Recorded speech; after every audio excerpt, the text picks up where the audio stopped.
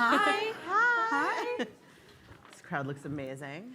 Thank you all for being here. Is everyone having an amazing day? Yeah. We're solving like every world problem today. I love it. All of it.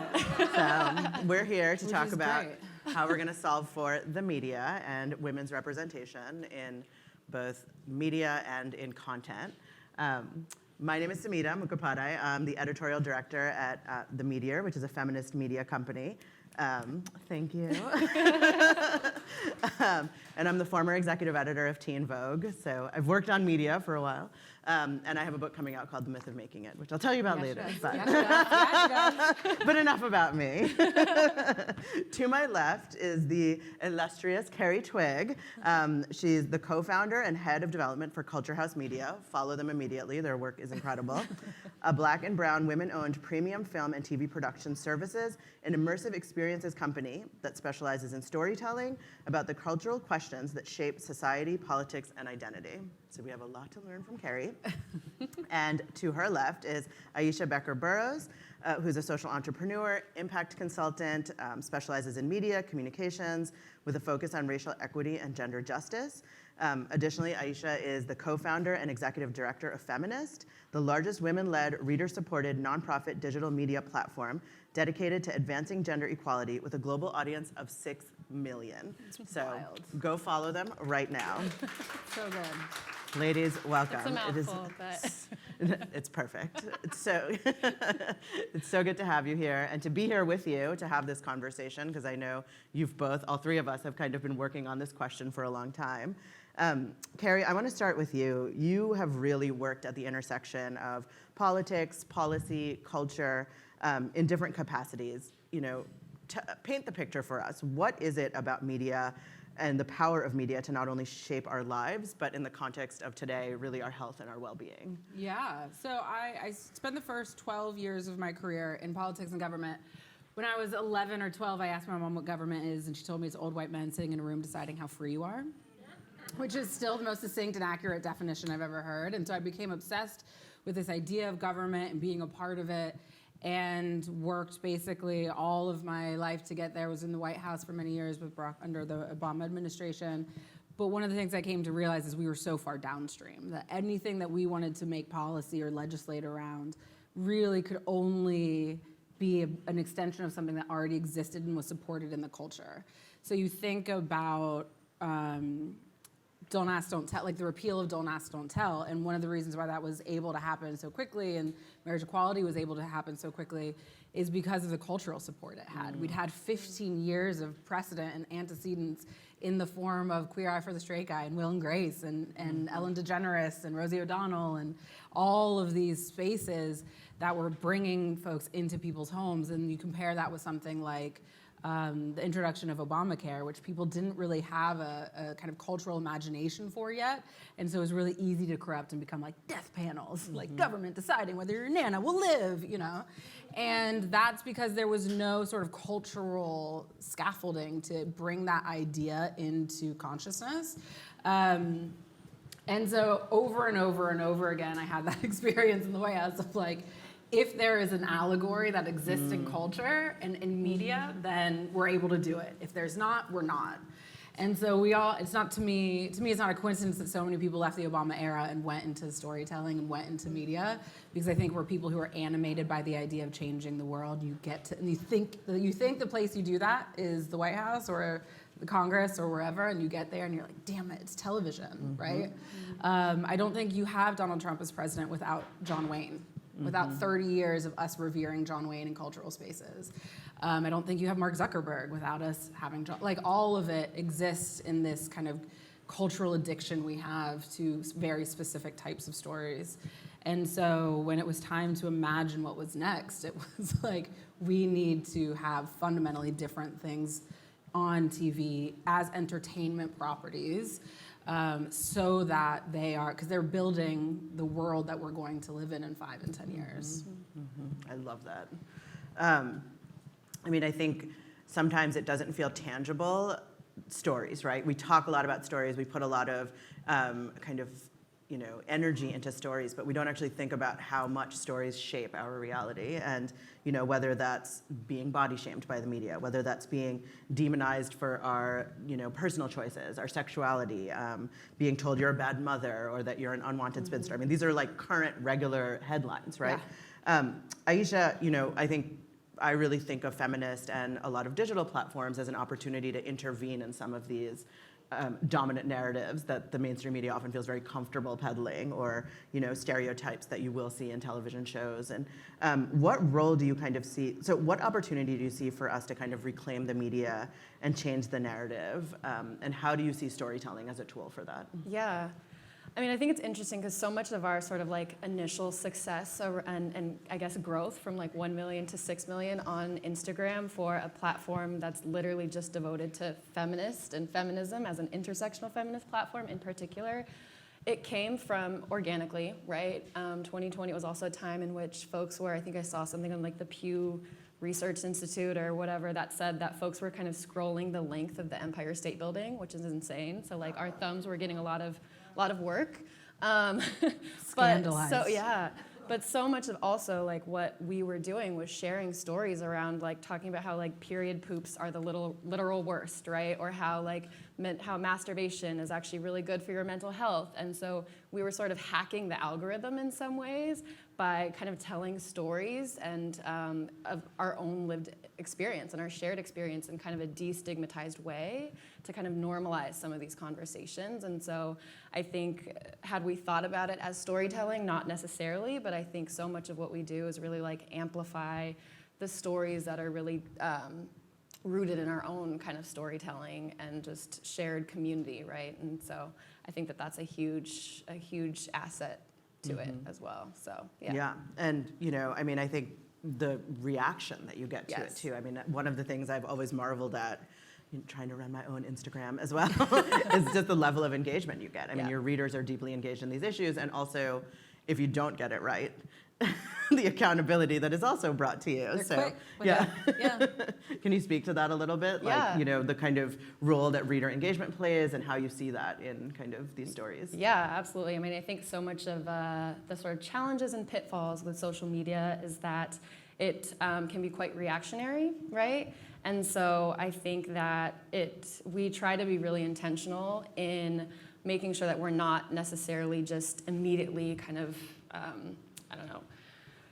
jumping on the bandwagon around something without really sort of making sure that it's really intentional. And so one example of that is when I think right when the troops had sort of pulled out of Afghanistan, the US troops had pulled out of Afghanistan, there was like a massive, kind of a massive call and fundraiser from this like large scale Instagram account whose name I will not mention, but had a following of about 1 million, right? And so really quickly was able to kind of pull other influencers together, large digital platforms, to raise almost $6 million. But we were sort of asked to join that call, and I think we felt like, okay, something feels off. How do you know that this is valid? Really vetting as well the organization, and we just couldn't do that. And ultimately, it was a giant scam. And so I think that there's a lot of misinformation in the digital space, right? And sort of a need to sort of just jump on something.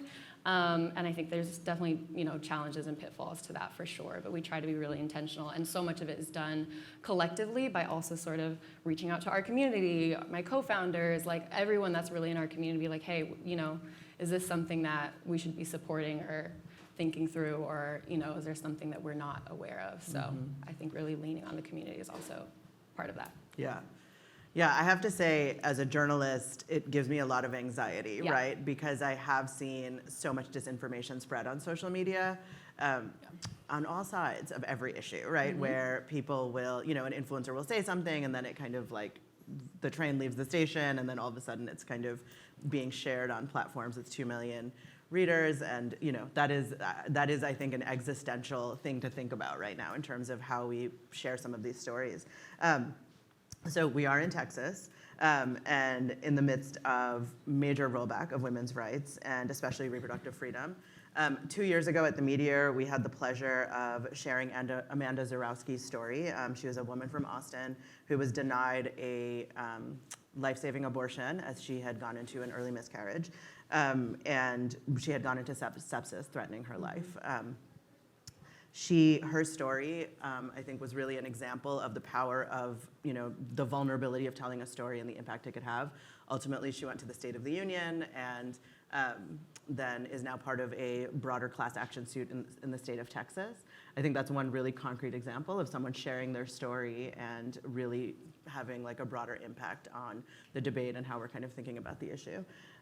Carri, having worked in politics and policy, what are you seeing as the big opportunities right now in terms of where we can be sharing stories, and specifically to women's health? Because I think a lot of people are, like those of us that create content around this, we're kind of like, we've said the same thing for a long time, and where do we need to go next? Because I really think, and I'm gonna ask about this later, so let me not spoil my question too early, but like constantly being like, you must care about this is not the most effective strategy. So where's the opportunity you're seeing right now? It's not the most effective strategy, and it dovetails with something you said, which is social can be so great in so many ways, and yet it also fundamentally alters the tone of conversation and makes people feel very like, if I don't decide now, then I'm just out entirely, or if like I don't do it now, the window is gone. And so it shrinks time and collapses time in a way that's not productive to the reality, which is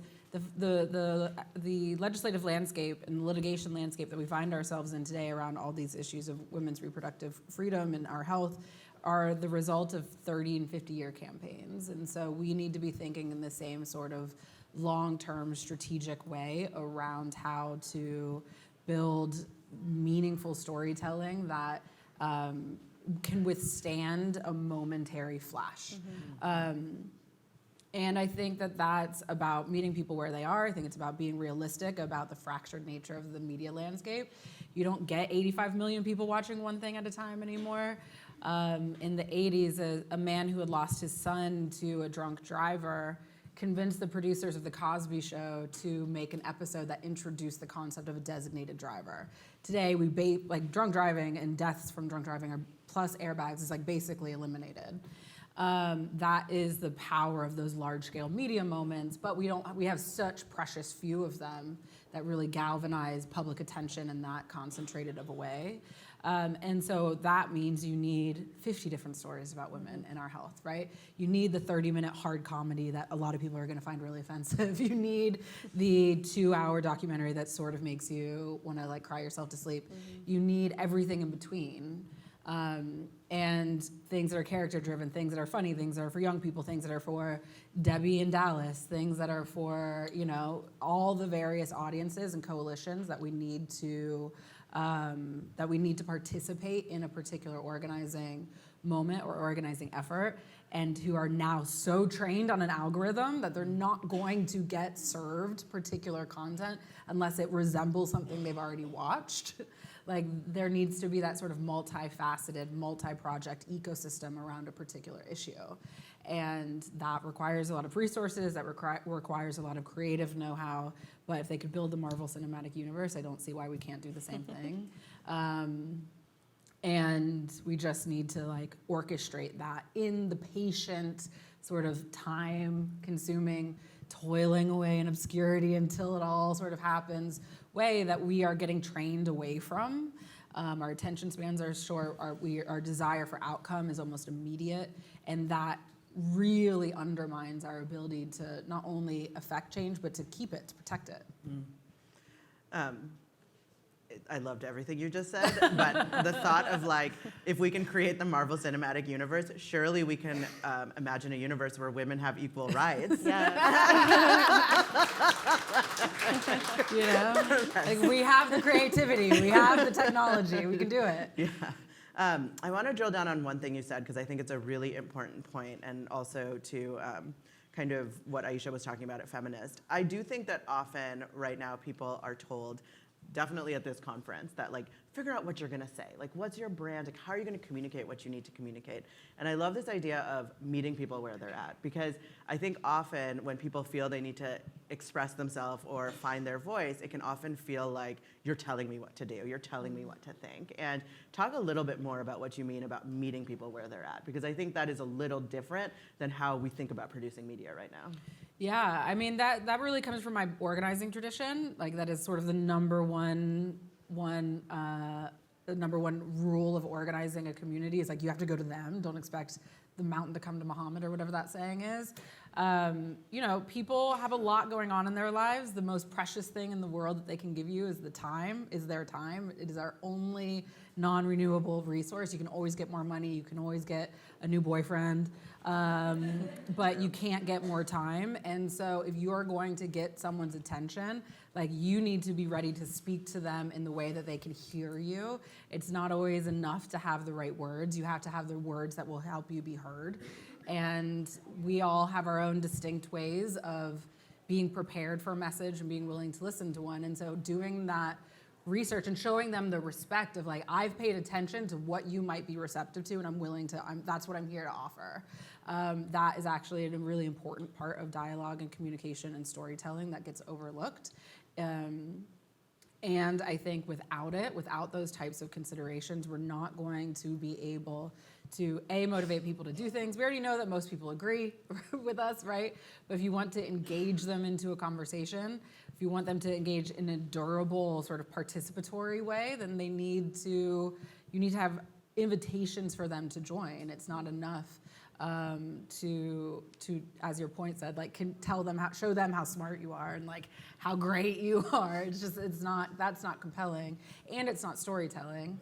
Mm-hmm. And I think that we often really conflate social media. Again, it's such a great idea, but not for human beings. Like, we're just like not actually Someone tweet that. super capable. Like, we just can't use these things responsibly, you know? Yeah. And I think we've all lost our privileges. It should be taken away. But there's just like there's no one here to parent this scenario. But it has really conflated the idea that the most important and the most impactful speech we do is online. Mm-hmm. And it's not. Like, the most important conversations in your life are usually, there's gonna be some people where it's online, but it's not us. Like, it's so few people. The most important way of, your most important, most convincing, most impactful speech is usually in person. It's usually in a family or community context. Mm-hmm. It is usually in an entrusted environment where you will be heard and not just like vaguely admired for hopping on an issue or like being clever and quippy. And so I think we need to really, and that's missing from media, like the real understanding of how to not just be performative. Mm-hmm. It's hard. It's an industry based on performance, and I will stop talking. We'll land the plane. Perfect. But you know, to not be performative, but to really genuinely inspire dialogue is a difficult thing. Yeah, yeah. But it takes time, it takes patience, and it takes listening. And I think I want to also pull out the one thing you said is most of us agree on a lot of these things. Mm-hmm. You would never know that by reading the media. You would never know that by being on Facebook or Instagram or, you know, wherever we're living these days. So it's no surprise that we're kind of seeing this rise of attack on women's rights, and there's an expanding series of cutbacks in newsrooms, right? And specifically, Aisha, you and I have talked about this a lot, women's media itself, right? We have all of these platforms that have kind of, you know, had their moments and now they no longer exist. And it's, you know, in a moment where we need women's stories more than we've kind of ever needed them, to not have enough outlets. Like, my friend and I were just thinking this morning, like, where are the places we can pitch these stories that there's so many stories that need to be told right now and there's almost nowhere to go.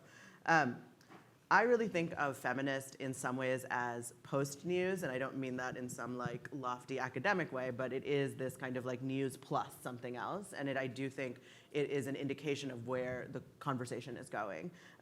What do you think fundamentally kind of needs to change, and where do you think we need to go in terms of how we're telling women's stories online? Yeah, there's so many ways to answer this question.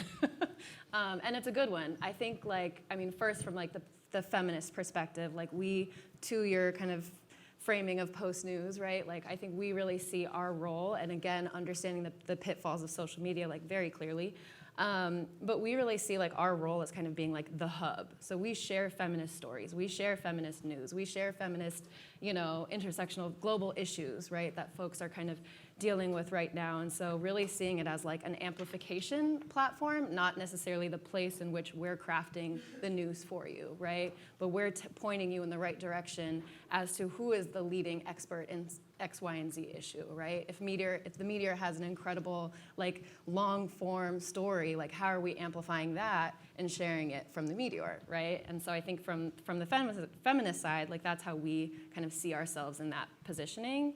I think to the kind of question of, like, what's next in the future of media, I also struggle with that question and that contention of sort of, like, journalism versus social media and versus, like, traditional storytelling. I think so much of it's because I've worked in literally every space, right? And so I've seen storytelling in traditional publishing, working at Essence. I've seen it working at Netflix and tech, right? I've seen it in legacy media companies with Viacom, CBS. And so I understand the power, like the true power of storytelling and what it means when it comes to being able to kind of change or, change our small corner of the world at least. And so I think, in my opinion, I think we need all of it, right? I think we need to kind of not be in this space of sort of like turning up our nose at, these kind of new emerging platforms or TikTok, which I even still kind of eye roll on, but like understanding that it has its power and its purpose, and we need to just do a better job of like meeting folks where they're at, right? Mm-hmm. And so if they're on TikTok, if they're on Instagram, if they're streaming a show, if they're, in watching the New York Times, like, or reading the New York Times, like whatever it is, like we need all of it. So I don't know what the future is, but I know that it's one that really includes all of us. Mm-hmm. And really like a healthy ecosystem of all of these different pieces. Yes. Influencers too. Yeah. Maybe. Absolutely. Organizing influencers. Yes. No. So, I mean, I think and I think that's just a really interesting piece. I think both of you work on different aspects of that ecosystem, right? And Carri, you've talked about this before, but, why popular culture? Because I think, as the feminist press, it's all like we're doing a reported piece on abortion. And, as you spoke to, it's important that we have that work as well. But, there's also humor is really important, and feeling good is important. Entertainment is really important. And so what do you see as the role of kind of popular culture and the impact that we can have on popular culture in terms of shaping some of these narratives? Yeah, I mean, I think from a purely practical point of view, it's like I personally have really radical politics, but I'm so committed to being practical and pragmatic. It's like, well, what's the probably quickest and most efficient way that I could accomplish something that makes anything just even a little bit better? And this is a massive country that's extraordinarily difficult to govern, 350 million people-ish. And if 15 million of them, the biggest chunk of them are watching something, like I'm inclined, my way of thinking is inclined to go to where the biggest pile of people's attention is and start working there. And I think that there are, I sort of think about all stories on a spectrum of consciousness raising and coalition building. And there's value in all of them. They are not in competition. They are not mutually exclusive. I think it's a matter of style. It's a matter of how your brain works. There's so much value in making sure people understand how severely what is being done to them is affecting them, is affecting people like them, is affecting their neighbors, is affecting the future of all of us. And there is extraordinary value in bringing new and more people into that conversation.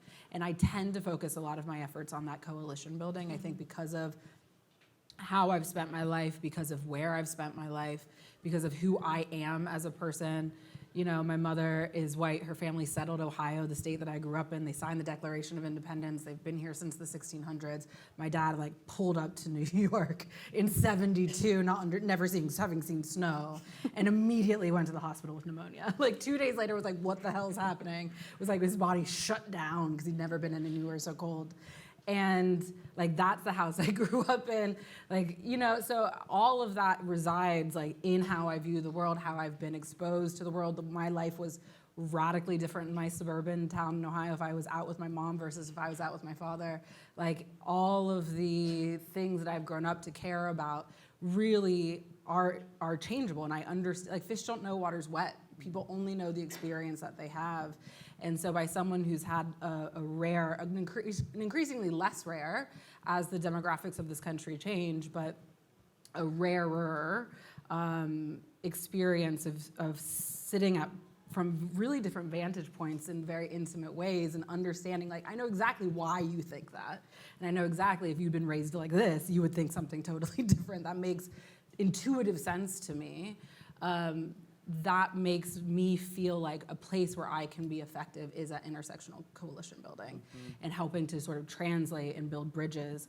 And there are times when I find it exhausting and I'm like, fuck y'all. Am I allowed to say that here? Like, I'm done. Like, this is, like, I cannot believe we are still having this conversation. I cannot believe there is still a need for this work.